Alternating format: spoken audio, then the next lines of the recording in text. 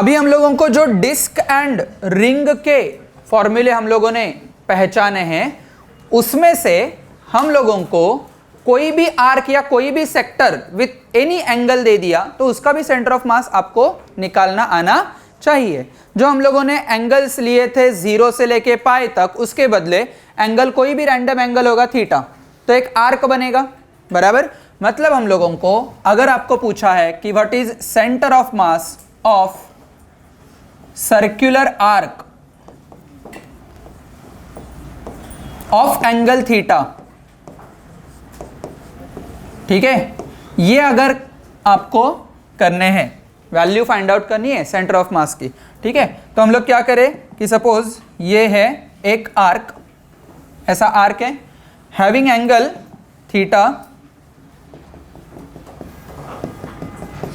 ये angle theta है, ठीक है, तो सेंटर ऑफ मास किधर आ जाएगा? लॉजिकली जो मैंने बोला था अलोंग एंगल बाइसेक्टर, अलोंग किधर आ जाएगा?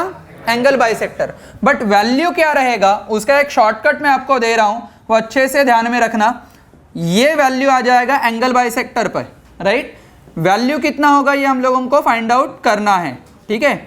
तो सेम तरीका होगा कि डीएम मास ले लेंगे, इसको 0 से लेके थीटा तक इंटीग्रेट करेंगे, बट डीएम वो ले लेंगे, डीएम का distance from this reference point, this वाला, ठीक है, वो वैल्यू क्या होगा? तिरछा होगा, तो उसको x एंड y में डिस्ट्रीब्यूट करना है हम लोगों को एंड फिर वैल्यू निकालना है, राइट। वो करने की जरूरत नहीं है, उसका डायरेक्ट तरीका है कि XCOM जो कुछ हम लोगों को मिलेगा, मैं x के फॉर्म में लिख रहा हूं, वो एंगल बाइसेक्टर पे रहेगा, ठीक है। तो आपने RCOM लिखा तो भी कोई प्रॉब्लम नहीं है, ये इधर आ जाएगा, ठीक है।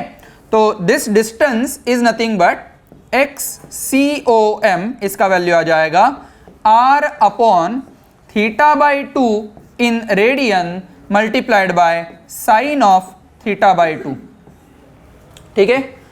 ट्राई करते हैं, यही फॉर्मूला सेमी सर्कुलर रिंग पे भी लागू होगा। सेमी सर्कुलर रिंग में क्या होगा? ये आर की है ना, सेमी सर्कुलर रिंग मतलब आर की है, कितना एंगल हो जाएगा? Theta is equal to 180, theta कितना होगा?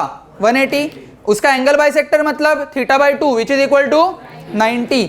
ये रेडियन में लिखा है मैंने, तो 90 नहीं लिखना, इधर क्या लिखना है? पाई बाई 2 लिखना है। तो इधर मैं लिखूंगा for semi circular ring I can say theta is equal to 180 degree, और else I can say that it is pi, ठीक है, 180 डिग्री एंड पाई रेडियन। करते हैं सगळ्यांना, ठीक है।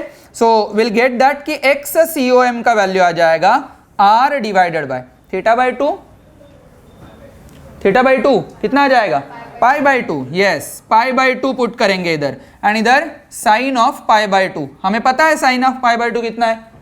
1, बराबर। तो ये क्या आ जाएगा? 2 ऊपर जाएगा, क्या 2R बाय पाई आया हम लोगों को, जो ऑलरेडी हम लोगों ने डिराइव किया था। सो इसका आंसर कितना आ जाएगा? 2R by pi. तो वैसे ही 60 डिग्री, 30 डिग्री, 120 डिग्री, 270 डिग्री, कुछ भी हो जाए हम लोगों को वैल्यू आना चाहिए। समझ लो, व्यवस्थित, क्लियर है, राइट। सो ये आर्क का जैसे ही हुआ वैसे ही circular COM of sector of circle of angle theta, मतलब ये डिस्क का कुछ पार्ट है, डिस्क का कुछ पार्ट है जो कवर कर रहा है एंगल थीटा, आला लक्षात। सो उसके लिए भी डायरेक्ट फॉर्मूला हम लोगों को याद रखना है। अगर ये डिस्क है एंड इस प्रकार का डिस्क का एक पार्ट है, दैट मीन्स सेक्टर है, ठीक है, ये सेक्टर का एंगल है थीटा, बराबर, सेक्टर का एंगल थीटा है। तो इधर से मेरा जो सेंटर ऑफ मास कैलकुलेट करूंगा मैं, इधर से centre of mass angle bisector पे ही आ जाएगा, बराबर। ये तो एकदम फिक्स बात है कि एंगल बाइसेक्टर पे ही आ जाएगा। ये आ जाएगा थीटा बाई 2, ये आ जाएगा थीटा बाई 2। तो XCOM का वैल्यू हम लोग लिखेंगे XCOM which will be equal to 2R divided by 3 bracket में theta by 2 in radian multiplied by sine of theta by 2, ठीक है। ये डेरिवेशन से भी आ सकता है, डेरिवेशन से ही ये फॉर्मूले आ गए हैं रादर, ठीक है। मैंने जो मेथड बताया आपको डेरिवेशन का, बराबर, ये एंगल लेना है, उसके कंपोनेंट्स लेने हैं, ऊपर एंड नीचे रिजॉल्व करके फिर हम लोगों को वैल्यू मिल जाएगा। या आप थीटा के फॉर्म में भी कर सकते हो, dl को r इंटू डी थीटा, ये फॉर्म करके भी आपको आंसर आ जाएगा। क्लियर है? ओके, बट आपको ये वैल्यू डायरेक्टली याद रखा तो भी कोई दिक्कत वाली बात नहीं है, राइट? क्लियर है? ओके, तो मुझे बताओ कि फॉर सेमी सर्कुलर डिस्क के लिए एंगल क्या होगा? 180 डिग्री, मतलब कितना? पाई रेडियन में करता है, ठीक। तो एक्स COM का वैल्यू कितना हो जाएगा? 2r divided by 3 into pi by 2, theta by 2 कितना होगा? Pi by 2 and sine of pi by 2, sine pi by 2 कितना? 1। तो ये 2 के साथ ऊपर जाके मल्टीप्लाई होके 4r बाई 3 पाई आएगा, वही तो हम लोगों को डिस्क के फॉर्मूला में आया था। Is it very clear? तो कोई भी एंगल से हम लोगों को पूछा तो भी आंसर आना चाहिए, ठीक है। आर्क या सेक्टर कोई भी, एंड कितना भी एंगल दिया तो हम लोगों को जस्ट फॉर्मूला में पुट करना है, सेंटर ऑफ मास निकालना है, दैट्स इट। कंप्लीट कर दो। Cut into 6 equal parts, then centre of mass of each part from its centre will be, your calculation should be in centimetre, ठीक है। आप भी वीडियो पॉज करो एंड ट्राई करो ये आंसर एंड टैली करो बाद में। कौन सा है?